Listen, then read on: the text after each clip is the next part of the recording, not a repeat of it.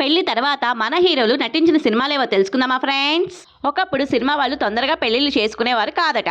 ఇక హీరోలైతే పెళ్లి తర్వాత ఫ్యామిలీ వల్ల సినిమాలకు ఎక్కువ టైం ఇవ్వలేమని తొందరగా పెళ్లిళ్ళు చేసుకునేవారు కాదట. కానీ ఈ కాలంలో కొంతమంది హీరో హీరోయిన్స్ వివాహం చేసుకుని ఇటు ఫ్యామిలీని కెరియర్ని రెండింటిని బ్యాలెన్స్ చేస్తున్నారు. మెగాస్టార్ రామ్ చరణ్ 2012 జూన్లో ఉపాసన కామినేని గారిని వివాహం చేసుకున్నారు. పెళ్లి తర్వాత ముందుగా రిలీజ్ అయిన cinema Nayak. Young tiger NTR 2011లో లక్ష్మీ ప్రణతిని వివాహం చేసుకున్నారు. పెళ్లి తర్వాత ఊసరవెల్లి రిలీజ్ అయింది. ప్రిన్స్ మహేష్ బాబు గారు 2005లో నమ్రత గారిని వివాహం చేసుకున్నారు. అటు తర్వాత మొదటిగా వచ్చిన సినిమా అతడు. అల్లు అర్జున్ స్నేహారెడ్డి గారిని 2011లో వివాహం చేసుకున్నారు. పెళ్లి తర్వాత మొదటిగా వచ్చిన చిత్రం బద్రీనాథ్. నేచురల్ స్టార్ నాని 2012లో అంజనా యాలవతిని వివాహం చేసుకున్నారు. పెళ్లి తర్వాత పైసా సినిమా రిలీజ్ అయింది.